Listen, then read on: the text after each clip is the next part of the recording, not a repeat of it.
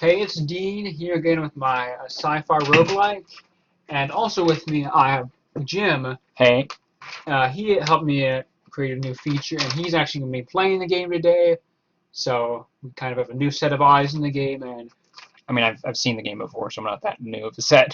But anyhow, it's been 3 weeks, so we got a lot of new features that have been added. So hopefully, not that one. You'll be excited to see what we have. All right. So the first new feature we're about to see is this class selection menu. As you can see, we have the barbarian, the cowboy, the I wish we hadn't gone so fast. Sorry. Let me explain, okay, Jim. So on this screen we're about to see, you've got the barbarian, the cowboy, the magician, the Viking, scientist, swordsman. And you can choose any of those classes. But you can see the barbarian and the cowboy, they've got all these other buttons next to them because they've got a bunch of different subclasses that you can choose from. So we have classes, we also have subclasses. The subclasses really mainly determine the kinds of weapons you start with. Like with the cowboy, whether you start with pistols, a shotgun, some dynamite, or a rifle.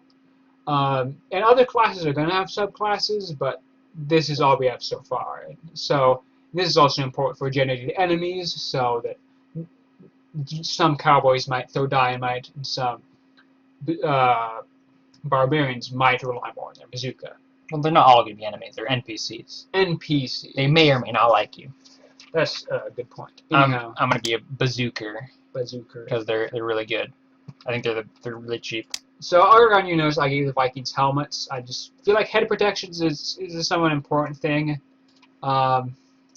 I don't want to be too moralistic with my game, but I felt like that was kind of important. You can also notice that, well, there's two big things to take in. Well, the dirt tiles are different. I was trying to make them easier on the eyes. Cause people complained, I complained, we all complained the dirt was too bright. And so this contrast list, and hopefully it's easier on the eyes. You also notice right there we got some monsters. Yeah, it's the cat. It's specifically a bipedal cat. They're a very special type of cat, but everybody's favorite meme. Yeah. But they're kind of cannon fodder enemies, but I did add monsters. So it's not just humans around. We got some monsters. That's cool, I think. I'm going to add more monsters later on. But they're pretty weak. They exist kind of a cannon fodder. Another important feature that hopefully we'll see, well, a really important feature is resurrection. Yeah, because I got this little thingy right here. So, as you're here, you start with a resurrection star. That means when you die, it'll expend it and you'll resurrect. And once this bar fills up, the resurrection buff. It'll be expend, and you'll come back. So that's kind of, I didn't want you to resurrect instantly because if an enemy has one, you want to be able to loot this star to prevent him from resurrecting, which is somewhat important. Also notice that enemies now carry cash. This is a cash-only world, I guess. No credit. No credit. I don't know. People don't trust each other that much. I wouldn't trust anyone here. Yeah, I don't know. Especially after what just happened. Yeah. And so as you can see, your character starts with an allowance of $200 you probably got from your mom. Yippee. Yippee. But as you can see, we have these 3 icons. Can you hover over them? Oh, yep. Time. So the Money. first one will show you how much time and action is to play. So as Jim clicks somewhere to kind of guess a path that you can take, it'll show you how long it'll take to take it. And similarly, if you hover over an attack, like once you select an enemy or select that, it'll take it 1.5 seconds to fire off his gun. And so longer actions will, of course, give enemies more time to act themselves. So it's not strictly 1 turn, 2 turn. Different actions at variable amount of times. Yeah, and this right here shows how much time they have to act. Yeah, and so that's very important to be able to see, well, is my action going to take a long time and allow for loss of retaliation, or is it going to be quick? So that's really important. And the second icon below that is how much cash you have. That's kind of just important. It's good to be able to keep track of your money. That's a good practice. I'd encourage all people to remember how much money you got. And the third icon below that is your XP, your experience points. You get it from killing people. I'd say any person get a lot of life experience from killing others. So yeah, So we all become better human we all beings. become better human beings. It's when while XP hasn't really been implemented yet, XP should be able to be used to improve your stats, like in most RPGs. Not strictly. I'm planning on having a system more like Dark Souls, where XP is going to act like a currency similar to Souls, and you can buy. They allow you to buy specific stats. Speaking of stats, I need to add a stat screen. This will show you basically what your different abilities are. And each one of these has effects on different stuff. Your strength will affect how damaging your melee attacks are. Your constitution will affect how much HP your limbs have. There's a whole slew of them. I'm not going to go through them all. But an important aspect is that your limbs can affect certain stats. So you see this strength is a decimal value. 10.45. So you start with a base strength of 10. But each arm will provide 2 strength. But if your arm is injured or broken, it doesn't give you any strength anymore. So if his arms were at full health, he would have strength of 14. But because one of his arms is broken, one is pretty messed up, his strength is reduced, which means any melee attack he performs is going to be less damaging as a result of having a broken arm. Now, really, if your arm gets completely destroyed, you shouldn't be able to use it at all. But I still have yet to implement that. But at least damaged limbs do have some effect on the game, and I hope to continue to work on that. Although one thing we haven't necessarily touched on is a relatively important feature that Jim has added, which is pathfinding. Yeah, you see how this, for a moment, it'll calculate the path to try to get here. Might take a minute. Long pathfinding does a bit of lag, but as you can see, he'll pathfind intelligently. He used to just go straight, and he would not know how to go around stuff. And I knew pathfinding was an important feature, but I was too lazy to add it, so Jim took it upon himself to add it to the game.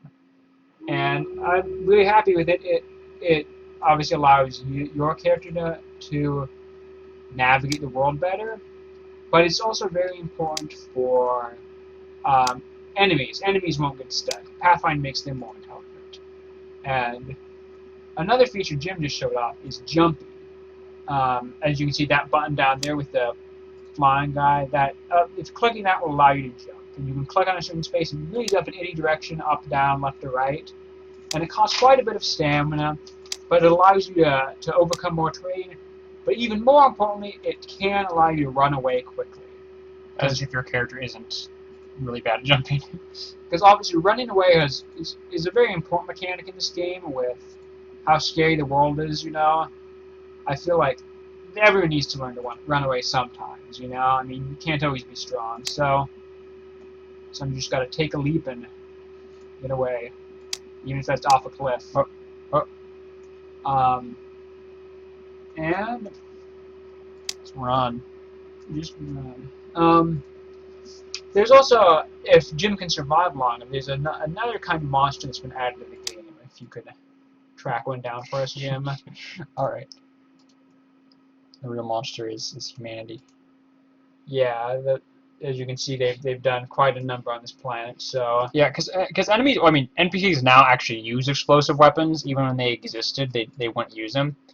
But now they do, so you can see just like large craters in the ground. Yeah, I mean, I think humanity can really have a large impact on the environment, and that's what we can see in this game. There's huge craters and stuff, and I think just we should never underestimate the effect that human explosives can have on the world around us. So over there, oh gosh, He just died. He died. Okay, let's find another one, Jim. Okay, don't go towards them. No, I just want to hang out with the crowd. They all hate you. That's why they're red. Yeah, you can see that by that kind of pinkish. Whoops. Take a jump. The cats themselves, of course, are really weak. I kind of want to have cannon fodder enemies. They might be a bit too weak, so I might need to strengthen them up. But monsters are definitely an important part of this world because, hey, it's a big...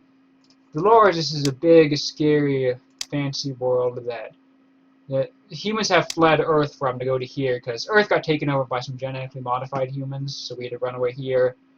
But there's also lots of scary monsters here, so that's like the person who just killed me. the person who just killed you. So I want to develop lots of kinds of alien monsters just to make the world feel a little bit more cool. I don't know. Okay. Still, I'm track down one of those other monsters. Oh, okay, and we're back. He's been found. The So glary monster. this is another kind of monster I added. I wanted to. There's two. Well, the bipedal cats are very weak monsters. I wanted to add some really strong monsters, because this being an RPG, I really want you to be encouraged to get stronger. So I wanted to make some enemies who were way too strong, so that you are encouraged to level up and stuff. So these guys, I don't know if there's they're any pretty leveling up simple. for this. They shoot lasers out of their eyes. My goodness. And they're just powerful. They're big, strong monsters. You can play as one if you want to cheat. There, press that H key. Shouldn't not reveal cheats. Thanks for showing the jumping off cliff mechanic. It's a very important mechanic in the game. Is jumping off cliffs. We'll do some mining. Yeah, these guys are really powerful. I kind of wanted to show you fighting them. Sorry.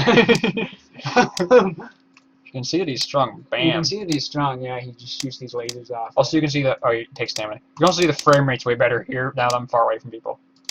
Yeah, but they're a cool new monster, and I kind of want to have lots of really high level monsters, just because I want you to be able to kind of have that sense of progression, you know.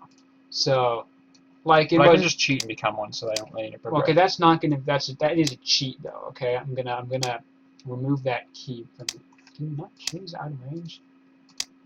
Anyhow, these guys though, they do have short range though, so you can run away from them more easily.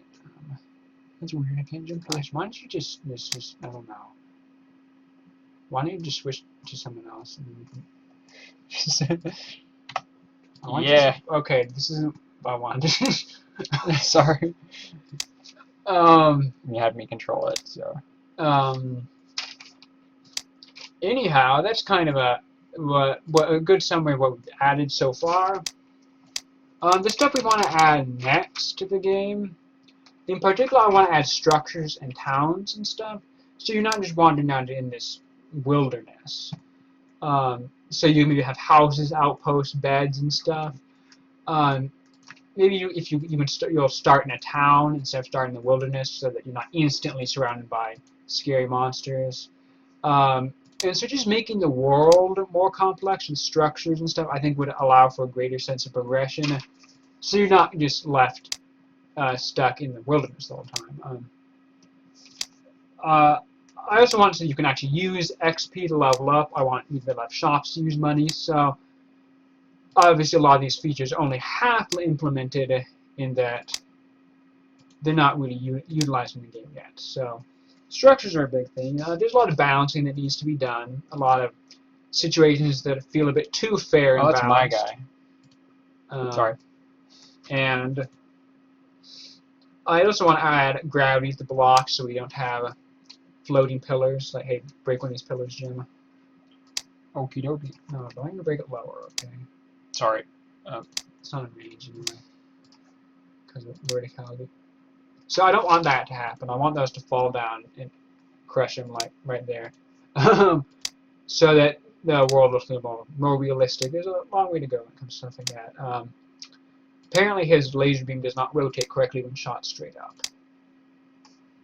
Kind of sad. And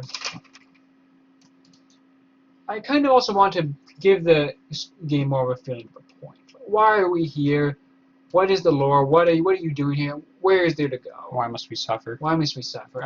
Not necessarily questions as deep as that, but what is this world all about? Where do I come from? Where do I go? What can my goals be? You know, so if I can give it more explanation of the kind of lore, what is humanity's place in this world? What is your place in this world? That might go a long ways to making it feel like you're not just wandering around the wilderness.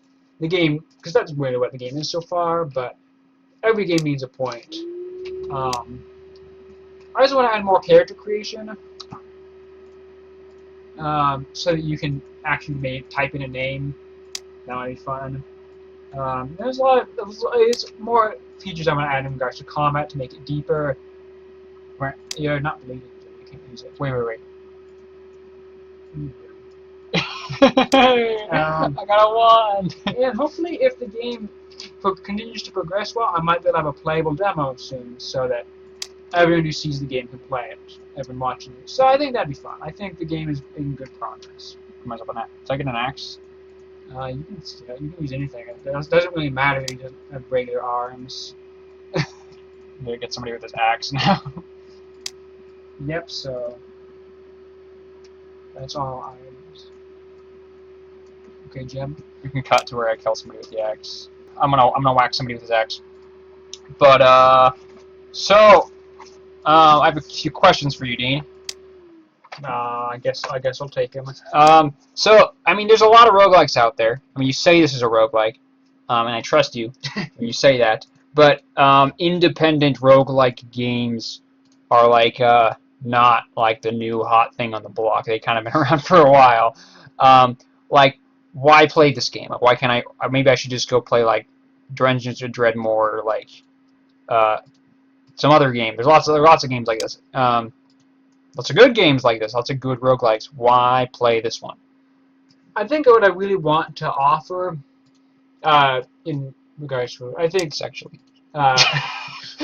I mean, I would like to offer this game to offer more sexually than other games, but so that you can be a bit more fulfilled. You know, I think that's kind of a missing aspect in some of these roguelikes. And all people's lives. But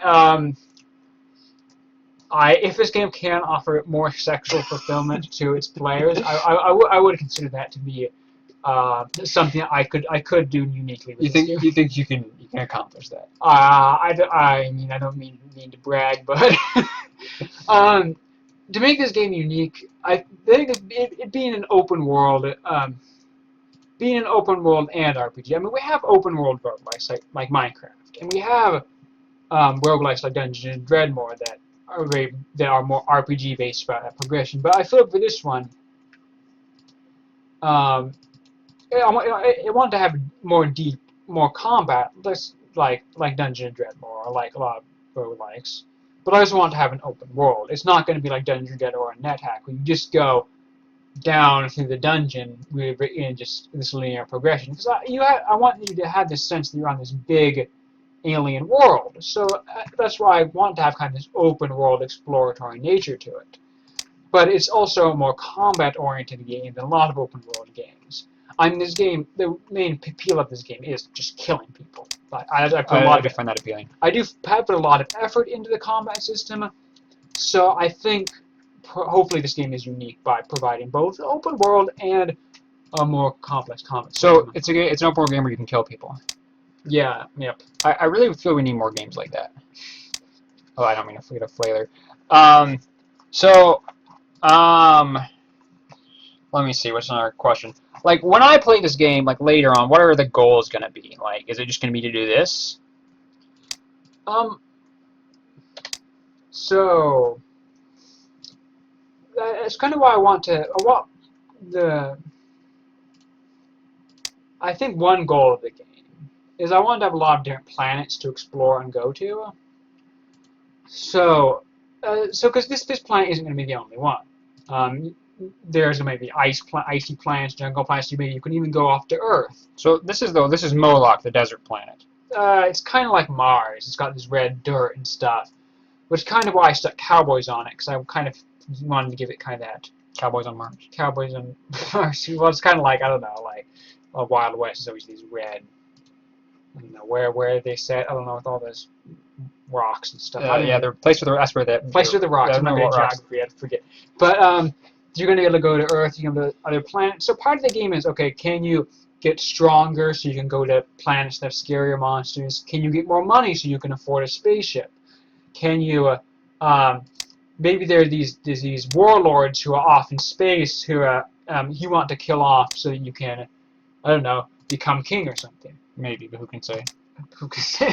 But I feel like a lot of the goals revolve around kind of getting into the wider world, getting into a broader world, is kind of what your goals are. But I also think in any open world game, I a lot of the goals are what the player makes. You know, I hopefully there's enough fun and stuff, and there's enough freedom that you can kind of make your own goals. You Like know, Gwent, can you play Gwent? um, I would like to have a card game with naked people in it. Yes. Gwent doesn't have naked people. Wait, what's the one with those naked people? That's just collecting cards. I don't know. I don't know Witcher. Sorry. I haven't played it. Okay, I got mixed up. Thinking of the other, he just collects the cards. Sorry. How customizable is this going to be? Like you have classes and stuff, but yeah, like what kind of man do I get to be? Do I get to be a woman? Yeah, hopefully. One feature I definitely want to add, because this is a sci-fi world, you're going to have stuff like cyborgs and mutants and modifications and stuff. So that's one thing I really want to add. I mean, one reason I had the limb system is because I want, well, what if you get a robot arm? Maybe a robot arm is more durable, or is this feature, you know? So that's a big thing I want to add when it regards to customizations. Okay, maybe you can become a cyborg. Maybe you become a weird mutant. Maybe you can learn psychic powers. A lot of these things have been implemented yet, but those are the kinds of goals I have because I feel like are important things that can be utilized in the sci-fi world. Anyhow, if as I said, if the as I made, I don't know if I said this already, as the game is getting much better and better, so hopefully we'll have a demo soon that you guys can play.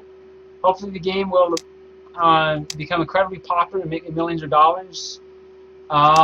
Thanks for watching, and I hope that watching this has piqued your interest, so that you will buy my game. Okay, bye bye.